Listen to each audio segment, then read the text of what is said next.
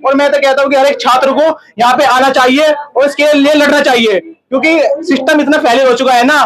क्योंकि SSC chairman है, उनका इंटरव्यू या कि हम उनको ठीक करेंगे, वो आप स्टेनो की आंसर की देख लो कहाँ क्या हो रहा है, कितना गंदा चल रहा है ना, बहुत ही गंदा और बहुत ही शर्मनाक हो चुका है ये कि हर एक एग्जाम फेल हो रहा है। एसएससी जीडी को ले लो, सीजल को ले लो, यूपीएसआई को ले लो, यूपी पुलिस को ले लो, कुछ भी ले लो। अपनी शिक्षा में युवा पढ़ेगा, शिक्षा तभी तो देश आगे तरक्की करेगा। अगर युवाओं को ही नौकरियां नहीं मिलेंगी, पेपर धांधलियां चलेगी, तो कैसे देश आगे तरक्की करेगा।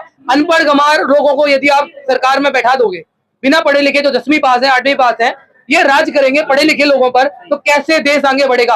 आप जैसे युवा ही आगे बढ़ेंगे तभी तो देश की तरक्की होगी। तो क्या मांगे हैं, क्या लग रहा है, कोई सिस्टम परिवर्तन लाना चाहते हो या सिस्टम चेंजिंग चाहते हो, क्या है? भैया दोनों ही चीज चाहते हैं, सिस्टम परिवर्तन भी चाहते हैं और सिस्टम चेंज भी चाहते हैं, तभी कुछ होएगा, अदरवाइज कुछ नहीं होगा। केवल हिंदू मुस्लिम और ही चल रहा है, उसके अलावा कुछ नहीं। अब एक बात बताओ, हम 8 साल हो गए मेरे को तैयारी करते हुए, 8 साल में मैं भैया बस क्या बताऊं अपने दिल, मतलब इतना दर्द है, बस याद नहीं कर सकते, मैं मानता हूँ, मुझे इसलिए मैं यहाँ पर खड़ा हूं भाई। सर जो अभी आप पूछ रहे थे कि किसकी गलती है, क्या दुनिया वालों को दिखाई नहीं पड़ता है क्या? देखो दुनिया को दिखाई देता है तभी आप लोग यहाँ हो, सरकार को दिखाई देना चाहिए। बिल्कुल सर, दिखाई 31 तारीख को भी दिया था कि जब लाठीचार्ज हुई थी शिक्षकों के ऊपर, कोई अभद्रता से बात नहीं की थी, गाली नहीं दिया था, लेकिन लाठीचार्ज हुआ था, तब सरकार कहाँ गई थी? अगर सरकार की गलती नहीं होती, सरकार की गलती क्या, आप बिना परमिशन के अभी यहाँ भी करोगे, उधर करो तो लाठीचार्ज यहाँ भी हो जाएगी। बात सुनिए, कोर्ट से परमिशन लेके यहाँ पे जब लगे ना, तभी यहाँ पे कुछ नहीं हो रहा। ये बताइए, तब भी वहाँ पे ना टीचर से बात करने के लिए, कोई प्रोटेस्ट नहीं था, कोई कुछ नहीं था, टीचर बात करने।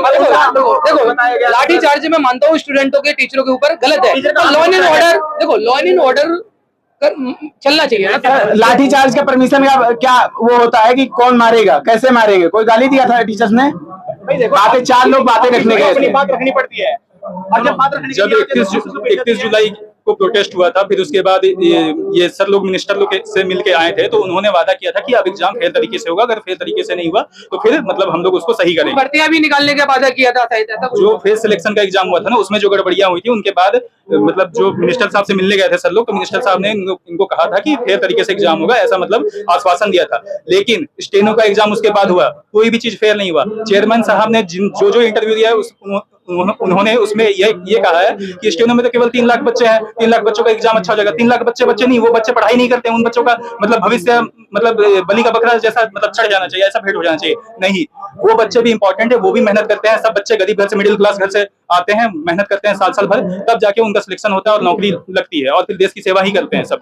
तो हमारा यही मांग है, डिमांड है, मतलब हमारी डिमांड यही है कि एक सक्षम वेंडर होना चाहिए जो सही तरीके से एग्जाम करे। आपके हिसाब से कौन सा वेंडर बेटर है, क्योंकि आप पढ़े लिखे हो, देश के अंदर बहुत सारे वेंडर हैं, तो क्या लग रहा है कि कोई 1-2 ऑप्शन आपको पता है कि ये वेंडर होना चाहिए, स्टूडेंटों की मांग है कि ये वेंडर होना चाहिए? अभी तक जैसे टीसीएस करा रही थी, टीसीएस बहुत सारी चीजें सही करा रही थी, उसमें उनमें भी 1-2 चीज कमी थी, लेकिन वो बहुत छोटी कमी थी। इस बार जो वेंडर ये लोग लेके आए एडिक्वेटी, पहले तो इनका रेपुटेशन ही खराब है, उसके बाद सारा चीज एक्सपोज हो गया है। इसके ऊपर केस भी कुछ ऐसा है ना, केस भी चल रही है, एमपी में भी बदनाम हुई है ये।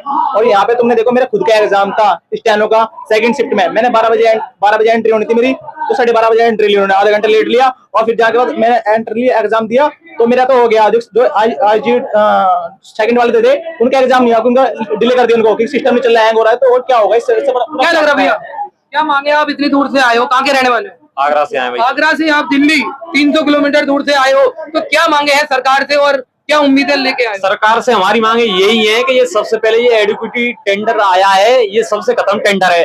और जो इससे पहले जो टीसीएस पैटर्न था, टीसीएस जो टेंडर था वो बेहतरीन था। इस हमारा मेन पर्पज यही है कि एडुकेटी को हटाया जाए।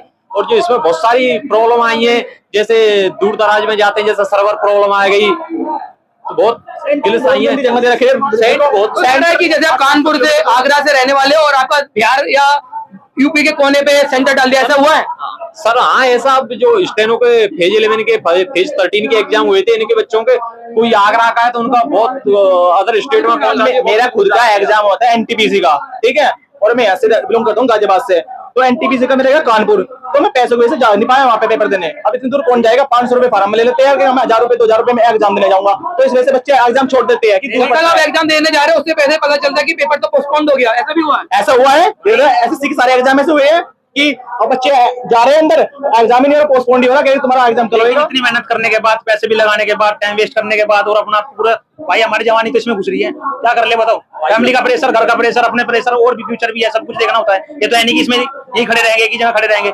इतना कुछ करने के बाद भी फिर भी साला कोई धांधली, ये हो गया वो हो गया, पेपर कैंसिल हो गया, पेपर वहां पे लीक हो गया, फायदा क्या है भैया? सिस्टम ही बेकार है भाई। हमें तो ऐसा लगता है कि आने वाले टाइम में हम तो ये लगता है कि अपने बच्चों को पढ़ाओ मत ना, क्योंकि कुछ सब कुछ फेलियर हो रहा है। अपने बच्चों को पढ़ाना फायदा क्या है? क्यों ना कुछ काम सिखाएंगे। और ये हम पढ़ के हम क्या लगता है, इससे बढ़िया तो ये लगता है कि युवा सारे राजनीति में एंट्री कर ले तो बेटर रहेगा। बेटर रहेगा। और युवा आएगा ना राजनीति में तो सब कुछ चेंज कर सकता है वो। और मैं तो चाहता हूँ कि